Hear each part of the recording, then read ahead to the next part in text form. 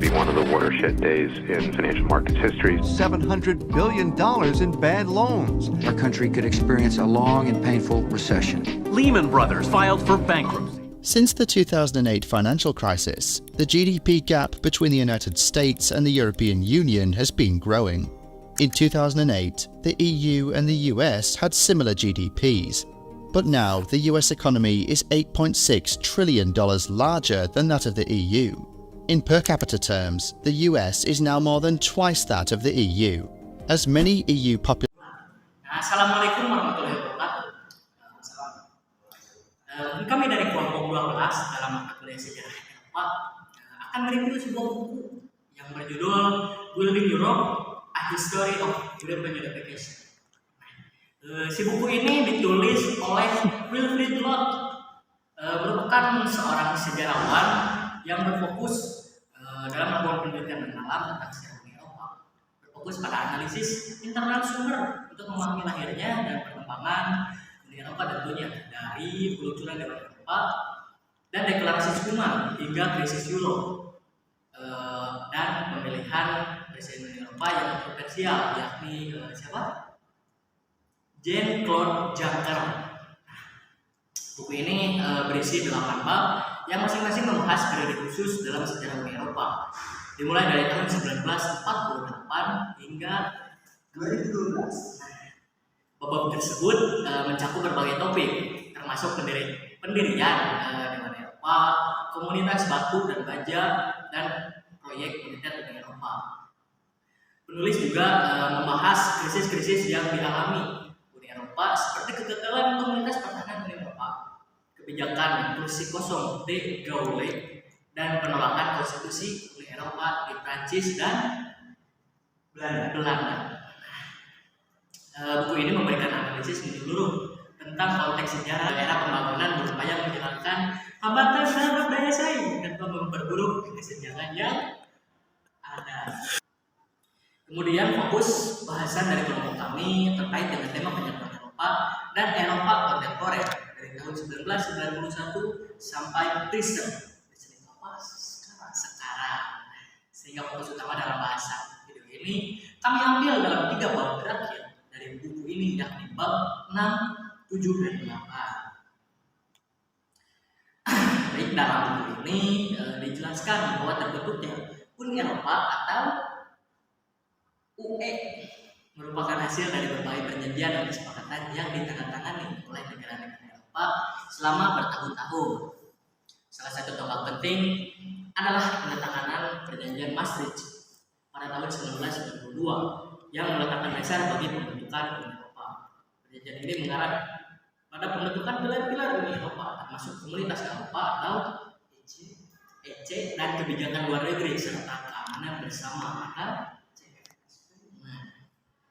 Setelah perjanjian Maastricht, terdapat diskusi mengenai perlunya reformasi mendekatkan Uni Eropa dengan warga negaranya, memperkuat kemampuan untuk bertindak dalam skala global, dan menjadikan lembaganya lebih demokratis dan efektif.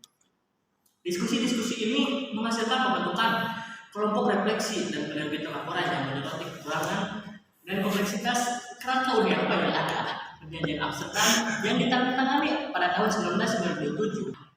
Pembentukan dan evolusi Uni Eropa melibatkan kontribusi berbagai pemimpin dan pembuat kebijakan dari berbagai negara anggota, termasuk tokoh-tokoh seperti Helmut Kohl, Jacques Chirac, Tony Blair, dan Joschka Fischer.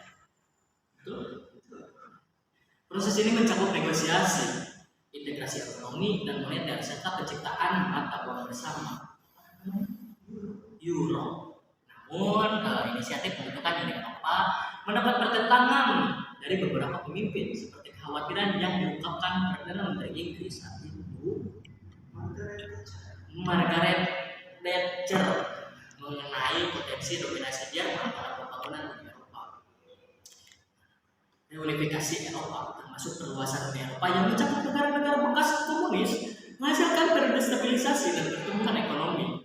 Namun perluasan ini juga menimbulkan kekhawatiran mengenai isu-isu seperti persaingan berupah rendah dan di pasar dalam tanda kutip komitmen keuangan yang tidak terduga, dan pengelolaan serikat pekerja pasar. Pada periode pasca Perang Dingin ini, Uni Eropa menghadapi tantangan berupa krisis euro yang muncul akibat permasalahan terkait kesatuan moneter bersama. Meskipun pada awalnya berhasil menjaga tingkat inflasi tetap rendah, namun akhirnya euro menghadapi tantangan yang signifikan selama gejolak pasar keuangan tahun 2007 sampai 2008.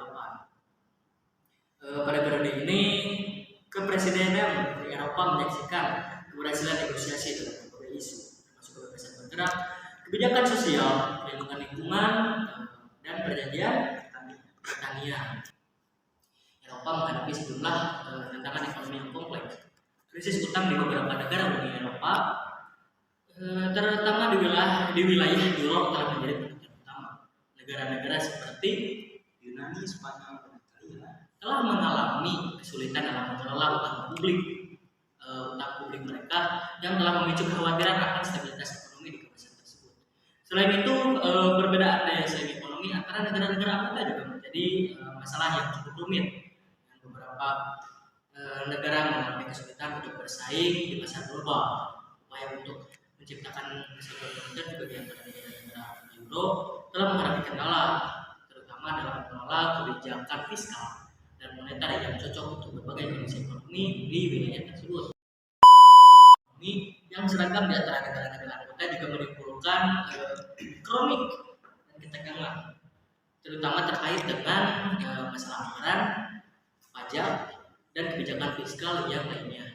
Selain itu, tantangan dalam mengelola krisis imigran dan masalah politik internal di beberapa negara anggota juga berdampak pada stabilitas ekonomi wilayah tersebut.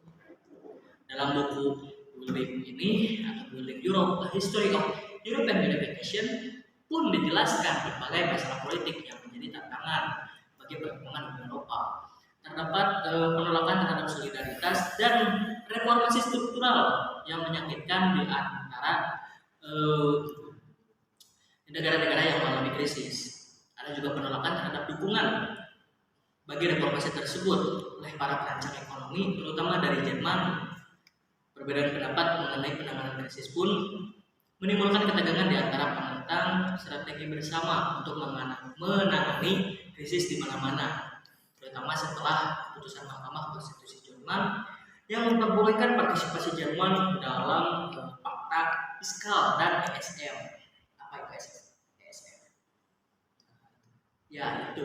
Hal ini membuat masih adanya pertanyaan terbuka mengenai seberapa besar penguatan tingkat Eropa dapat dicapai dalam proses penyelesaian krisis.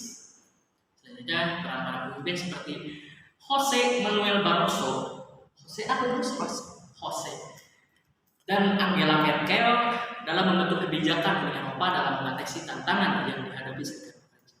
Proses pengambilan keputusan dan dinamika kepemimpinan Uni Eropa pada akhirnya menghadirkan tantangan politik yang terus berlanjut. Buku karya Wilfried Lott ini menjadi referensi yang wajib dibaca oleh siapapun yang tertarik tentunya memahami sejarah dan perkembangan Uni Eropa. Narasinya yang menarik, penelitian yang teliti, dan analisis yang mendalam membuat buku ini menjadi sumber bacaan yang berharga dalam memahami sejarah Eropa secara komprehensif. Sekian mungkin dari kami kelompok 12 dalam review sebuah buku dan dikaitkan dengan tema kami. Ucapkan terima kasih telah bergabung dalam video. Jangan lupa like, komen, dan subscribe. Terima kasih. Sampai jumpa di video selanjutnya. Adios. In which the US has grown at roughly double the pace of Europe over the past decades. A single economy with uniform rates of economic performance across its membership. Over the past 20 years, a general trend has emerged. Economic growth has been rapid in Central and Eastern European countries that joined the EU during this period, while growth rates have been sluggish, especially in continental economies. The economic growth in the Euro area, a region comparable to the US, has been notably disappointing. The region has been trailing behind the US since the 1980s, resulting in a decline in the overall economic performance rates of the EU. Various structural explanations account for these lagging growth rates. If we take GDP and the standard of living off the table, there's a more fundamental issue at work here. Let's start with productivity. Productivity is the keystone of prosperity, growth, and a flourishing society. Over time, productivity has grown faster in the US than in Europe. Focusing on the components of productivity growth reveals some interesting patterns in economic behavior. Europe's productivity growth, especially in the last 20 years, has been substantially driven by capital deepening, meaning that the amount of capital per worker has increased. However, total factor productivity (TFP) growth in the EU, which can be seen as a benchmark for the rate of technology and innovation growth in the economy, was stronger in the 1990s. Since then, it has declined. The